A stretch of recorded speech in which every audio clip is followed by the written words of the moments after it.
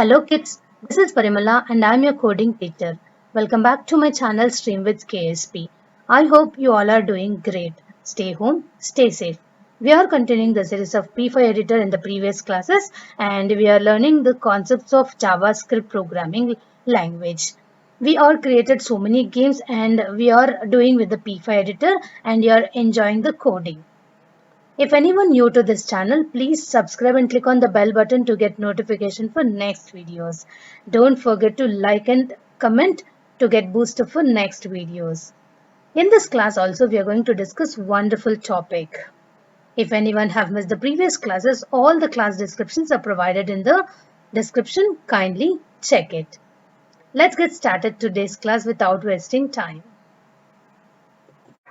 In the previous class, we have learned about the nested loops in P4 editor and we created wonderful output. If anyone have missed, please check the links in description. In this class, we will learn about the function, which is very important concept of the programming languages, because if we don't want to repeat the code, already we have learned about the for loops and we also use these functions to make use of the coding very easily. There are two different types of functions that are available in any programming language. You can see there are system-defined functions and user-defined functions. System-defined functions are nothing but which are already described in the programming language. For example, the setup function which we are using in P4 editor, that setup function is already available in the JavaScript. That's why we are directly using the setup function. Even uh, the other function is the draw function. The draw function is also a system defined function which we are using directly in our programming concept. There is the other concept of user defined function, which means user is going to define the function along with the name and its body, and also finally we need to call that particular function. Let us see what is function. A function as JavaScript is similar to a procedure, a set of statements that perform a task or calculates a value, but for a procedure to qualify as a function. In a simple way, if I want to tell you, a function is a keyword in programming language which tells the computer to perform some task. It should take some input and return an output where there is some obvious relationship between input and output. So this is the explanation about the functions. So you can remember, like, function as the keyword which is going to tell the computer to do this, to do that and all. And every function will have a name and every function will have body. The body of the function can be written inside the flower brackets. These are all the things you can observe in the syntax. Function space function name. So function name may be anything like start, end, display, anything, any name can be given by the user. It is user defined name. And after the function name, we need to give the open parenthesis and close parenthesis.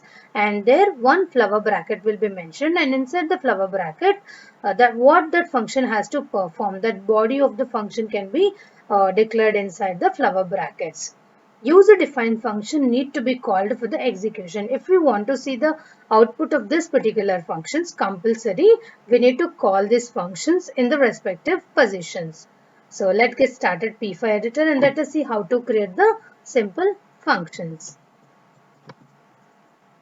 In Google, if we type P5 editor login, this page will be open, and here we have to give our particular credentials to login. If anyone have not having the login details, please create a login account.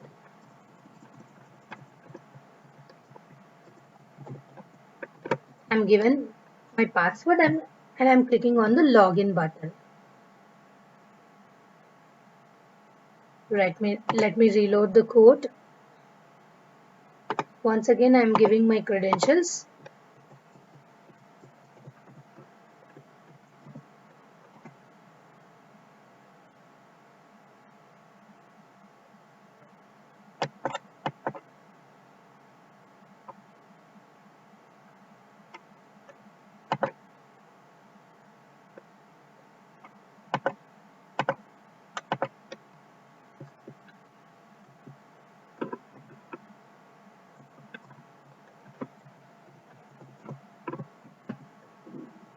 There's a spelling mistake. That's why it was not login earlier. Now we have opened with the P5 editor. So let me write the class name here.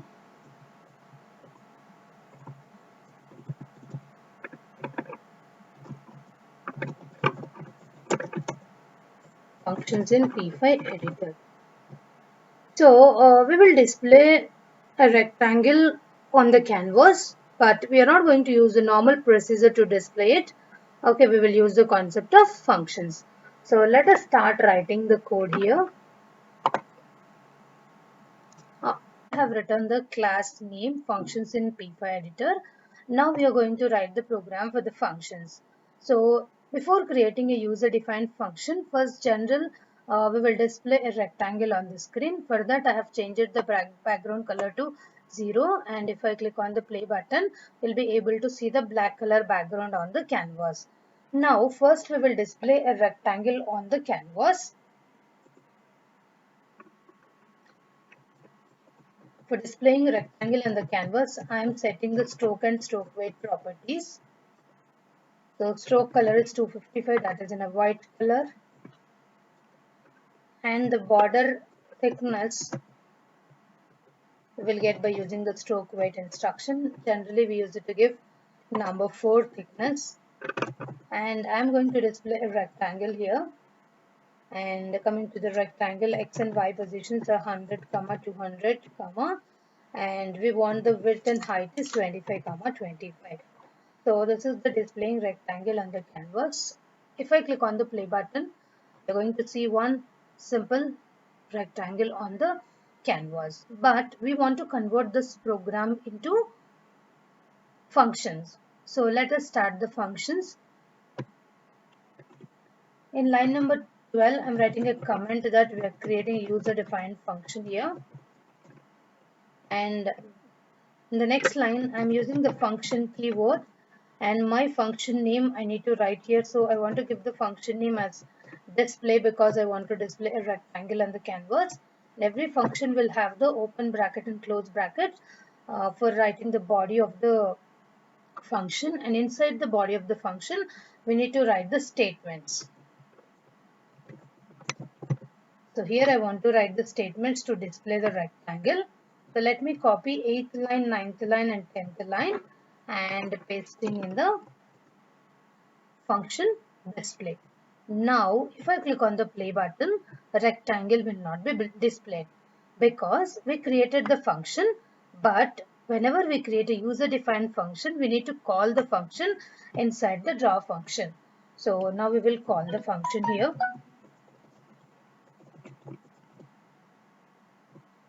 Inside the draw function, we are going to call the function, and we need to call the function by using the function name.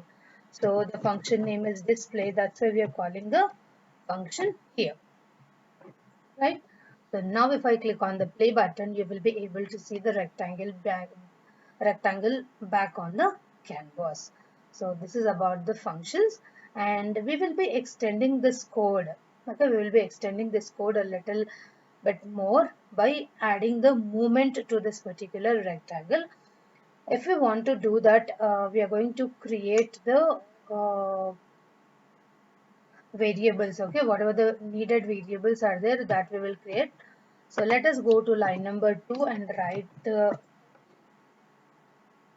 variables, and I want to change the variable name to ball from the rectangle, and inside the ball variable I want to declare, inside the ball object I want to declare the different variables like x position, we need to give comma x colon 200 comma, we want to give the speed for this from the x-axis and the y-axis. I am giving x position speed is 4 and y speed variable allocating with -3 value.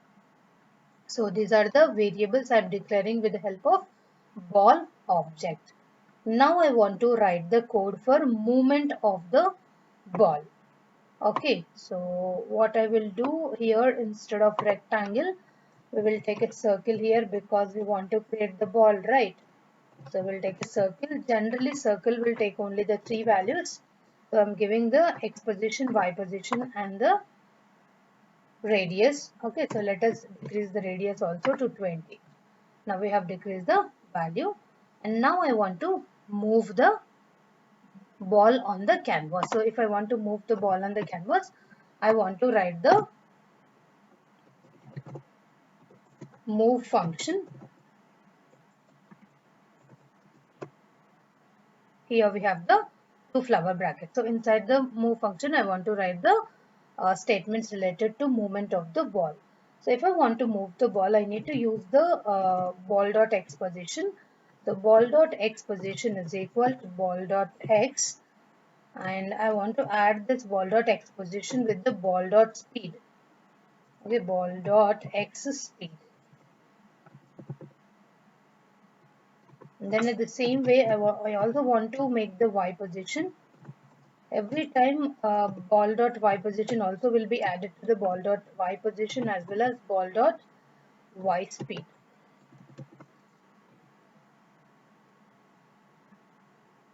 Right?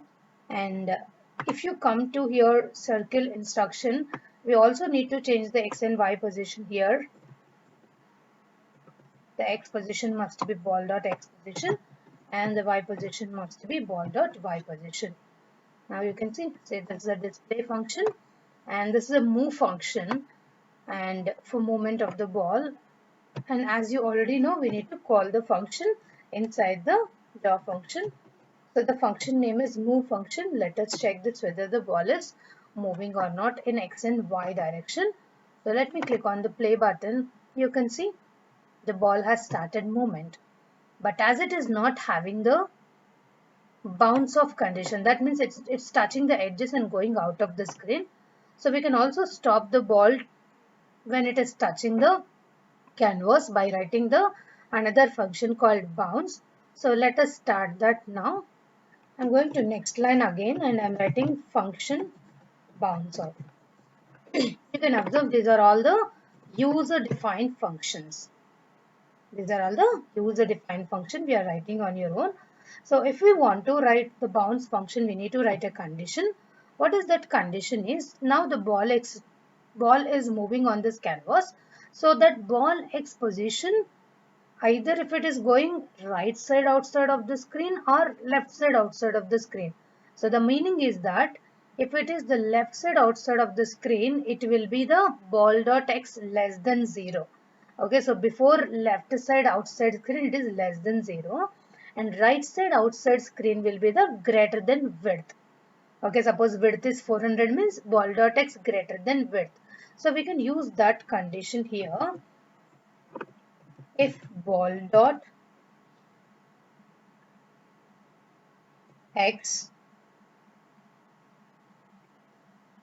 greater than, we are going to use the greater than symbol with, and we already discussed about the logical operators. Do you remember? So here we are using the logical operators because we want to write the two conditions at a time with one if condition. So ball dot x less than 0.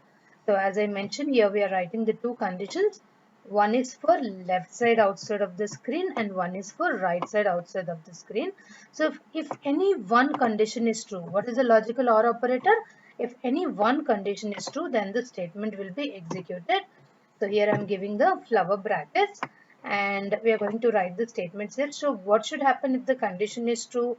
If the condition is true, what should happen is the ball has to touch that particular border and it has to come back.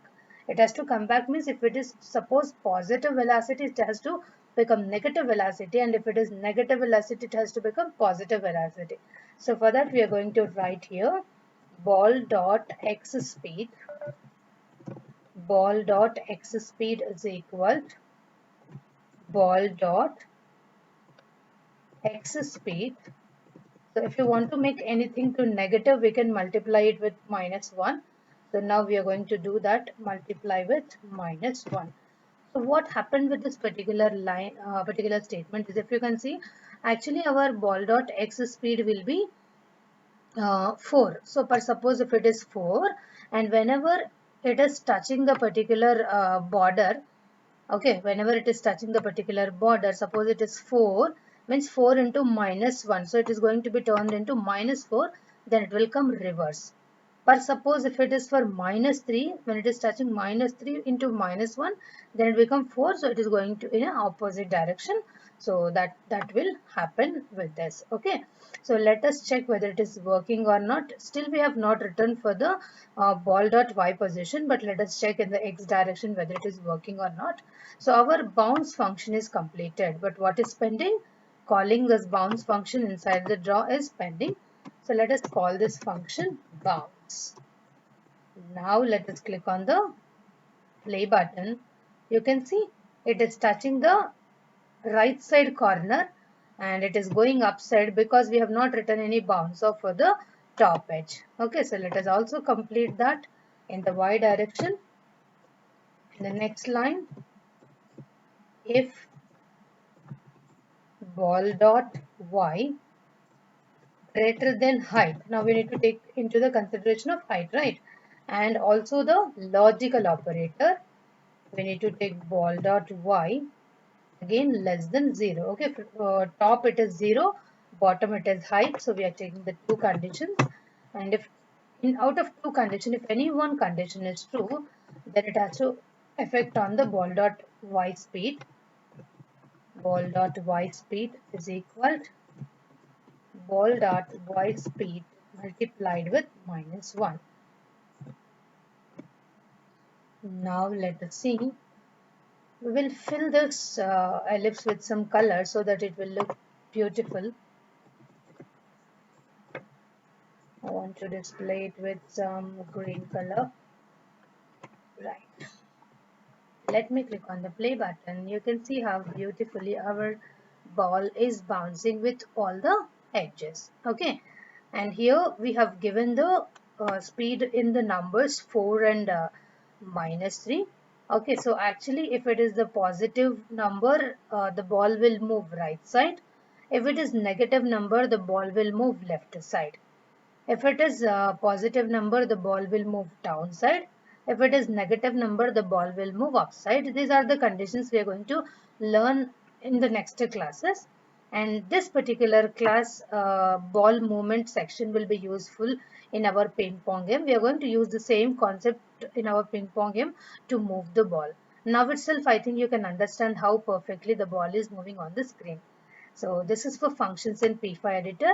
If you can see the code again, declaring a ball object with different variables and creating a setup function and writing the draw function. Now you can see the draw function is how simple it is.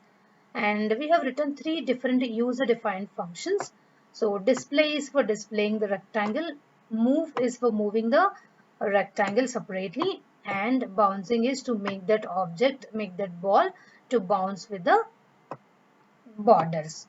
Okay, so thank you for watching. Please do share this videos with your friends and relatives so that they can also learn the coding, and please support me by sharing it, and please like and comment your queries in the comment section. Thank you. Bye.